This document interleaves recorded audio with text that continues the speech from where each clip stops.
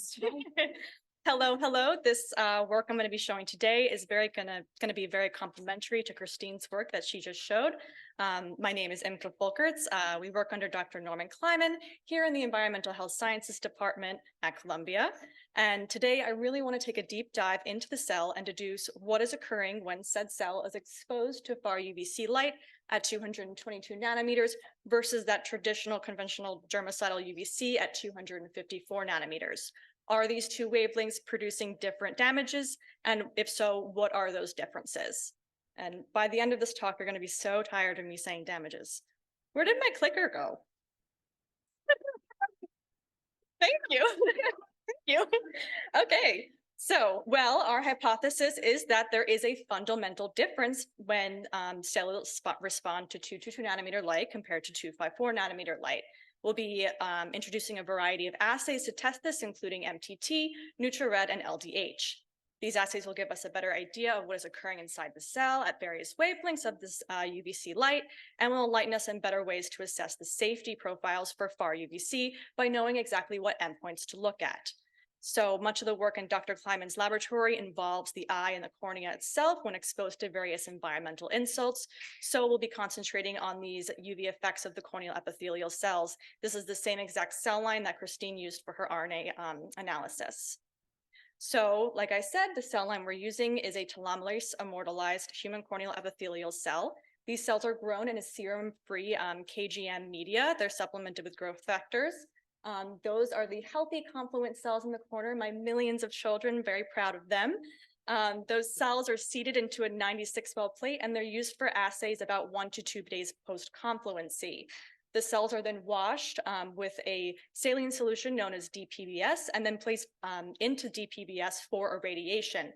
And this is to ensure that there's no proteins present in the media that could possibly confound our results. So an example of the irradiated plate is shown in the bottom corner here. That is an example of our MTT assay that we've done. So each strip contains 8 wells, and they're irradiated in strips. So there's 8 technical replicates per dose. And we generally do 2 to 3 plates on separate occasions to assure that biological replicability. Post-irradiation, those cells are put back into the KGM media and left in an incubator for 4 to 24 hours post-irradiation. Now, one of the first experiments we did was simply just irradiating these cells at 12 millijoules per centimeter squared and examining their morphology after 24 hours. And as you can see by these photos, the cells exposed to 222 and 254 really no longer are healthy and viable. I would say that it's a little bit of child abuse to expose them like that, but interestingly enough, the cells that were exposed to 222 versus 254 look so different from one another. And we're like, what the heck is happening here, basically? If you look at the cells in the middle here, you see this faint outline of the membrane still there, and the internals feel very, very shrunken. And this is consistent with what we suspect to be autophagy.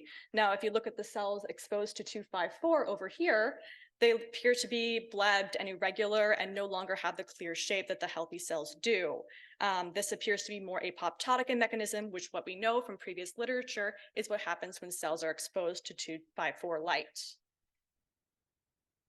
Now, one of the things we want to measure is the ability of cells to reattach and divide when replating after irradiation.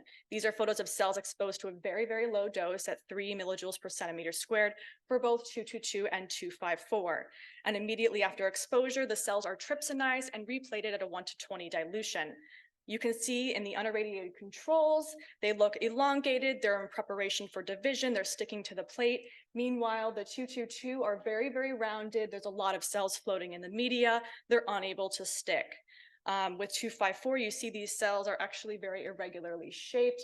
Some of them have those blebbing on the outside, and that also is consistent with apoptosis. And this also gives us a clue that 222 and 254, again, are interacting differently with the cells. But in order to actually quantify this, we're going to be taking some different assays to look at organelle function and damage. And the first assay that we're going to be exploring is the MTT assay. So MTT is a colorimetric assay that looks at mitochondrial viability and metabolic activity within the cell. When a cell is healthy, the mitochondria will convert MTT, which is a tetrazolium salt, into a purple formazine crystal. A viable mitochondria will look like the cells here on the right-hand side. So they'll convert all of that to purple, and then they'll be solubilized. These crystals can be then read in a spectrophotometer. And the results of that assay is shown here.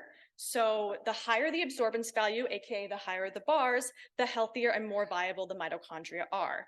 On the left-hand side here, we see a MTT assay performed at 4 hours with 222 nanometer cells exposed in blue, and then 254 nanometer cells exposed in yellow. There is a control in the middle in magenta.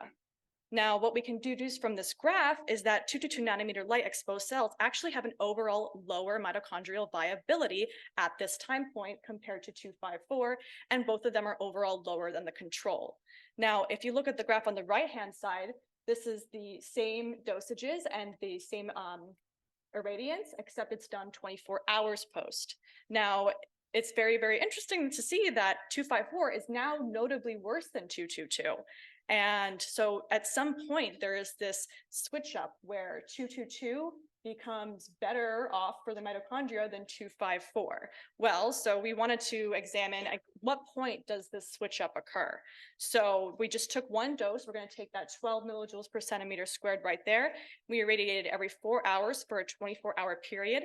I got very good at sleeping, sitting up for that. And those results are shown here. So this is consistent with the previous slide. We see that 222 nanometer light drops down like right here between 0 and 4 hours on a more severe level. And then, but that key turning point is actually right here around that 8 hours post-irradiation, where 254 takes over as the primary damager of mitochondria. And so it's just very much highlighting that these cells are having different responses when exposed to these two wavelengths. So we also wanted to expand on this by, let's look at a different organelle. So we're going to look at lysosomes next. And in order to test lysosomal viability, we're going to be using the neutral red assay. So when a dye is put on the healthy lysosomes, the lysosomes will take up that dye, and then the dye can be solubilized and read in the spectrophotometer. So the results of those graphs are shown here. Again, it's the same exact setup as I showed you with the MTT, in which 222 is in dark blue and 254 is in yellow with the magenta control in the middle. And at 4 hours post-irradiation on the left-hand side and 24 on the right-hand side. And this is actually pretty consistent with what we see with MTT, in which 222 has a worse off lysosomal viability in the beginning at 4 hours compared to 254 and the control. However, there again is that switch up that occurs where 254 now has a worse off lysosomal viability later on. So unfortunately, we do not have the time course for that. I am planning on doing that next week, so wish me luck. So another membrane, we're going to be looking at membrane damage next. So that is just another way to prove that these two wavelengths are responding differently.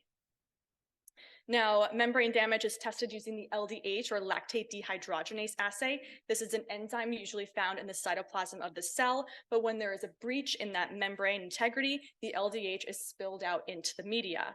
And we can measure the amount of LDH found in the media colorimetrically using a spectrophotometer. So those results are shown here. It's the same exact setup as the neutral red and the MTT assays. The major difference here I want to take note is that since this is measuring the quantity of LDH in the media, it means the higher the bars, the worse off the cell and the more membrane damage there is. So again, it's that same exact, switch up that's happening. So 222 is far worse for membrane damage in the beginning. And you see here, especially at these 12 and 24 millijoules, it really shoots up here at 4 hours.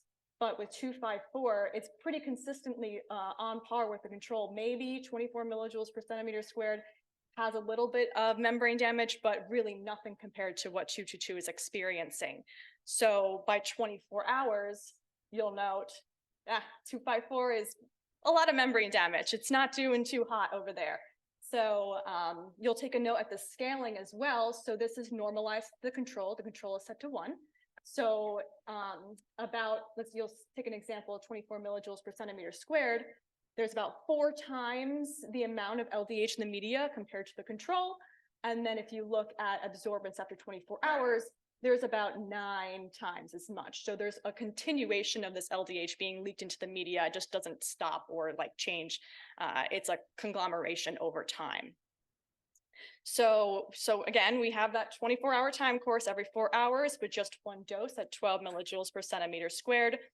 And this graph here is really beautiful. It shows that exactly at, between 0 and 4 hours, there is a breach in that membrane for 222 exposed cells, and it peaks around 8 hours for LDH release. Meanwhile, 254 exposed cells are taking their sweet time. It has a different mechanism of damage. So the membranes are not breached until about 4 hours post, and then between 4 and 8 hours, all of that LDH is excreted into the media. So the actual rate of LDH being delivered into the media is about the same. They both take about 8 hours, but that key difference is the time. So it's saying that 222 has this earlier response on the cells compared to 254. All right, so now we have seen these 3 different cellular viability assays that support our hypothesis that there is a difference in cellular damage pathways when exposed to 222 versus 254. We've seen this morphologically. We've also seen this with mitochondrial and lysosomal damage and plasma membrane damage. We've also seen this with Christine's work. So it's building a really beautiful story here with all of these data points. So the time course of damage initiation of the intracellular targets, it's really what gives us an insight into the mechanisms whereby far-UVC light damages the cells. So it's highly important when assessing the safety of far-UVC light that we look at the endpoints specific to that wavelength. So where are we going from here? In the works of assays, we'll be doing we'll be trying to figure out a better story of what's happening with these cells in far-UVC exposed. So it's, so not well characterized. We hit these cells, but then it's like, oh, they're dead. And, what happened here? So now that we know it's different from 254, we're going to try and build that story of what is actually happening. So further research will lead us to examine the role of oxidative stress in these damaged cells. We're going to be doing some live debt assays, some cas-based assays which are apoptosis involved, and some mutagenesis assays. We're also going to be looking at what happens when you introduce the tear film to these cells and if that changes anything. So I want to give a huge shout out to everyone in our lab, to Dr. Brenner, Dr. Bonanno, and Dr. Welsh for being such supporters and explaining physics to this biologist. And also my furry friends here, they've enjoyed me listening to me saying this lecture like 10 times. You guys just had to listen to it once, so yeah, thank you.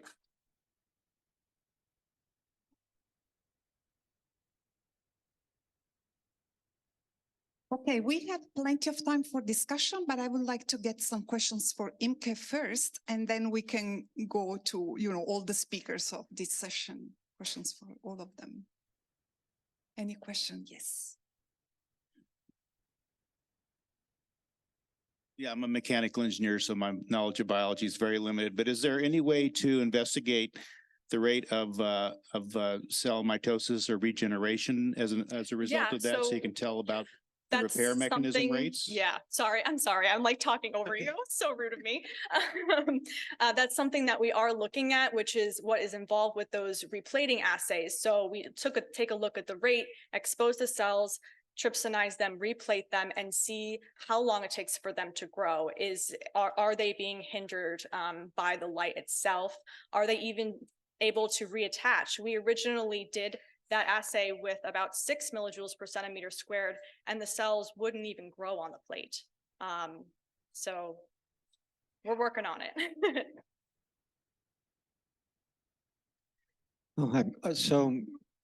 Regeneration in 222 damages protein and dimer formation, and at 254 it's primarily dimer formation.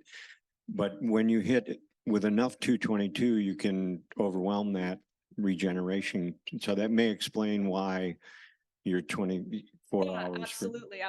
I mean, at 3 millijoules per centimeter squared, even it's a very interesting thing you see with the at the end of the neutral red assay, the 3 millijoules per centimeter squared, you see it kind of has a higher lysosomal viability. It's possibly that they're repairing themselves. It's possible that they're regenerating. So yeah, it's a good point. So you're using immortalized cells. Do you know what the specific change in the genome was to make it immortalized? Number one, and then two, could that affect the response to UV222 or 54? Yeah, so these are telomerase-immortalized cells, and they look and behave just as normal human corneal epithelial cells would. We've been using them for a long time. They're well characterized. They behave just as normal cells do.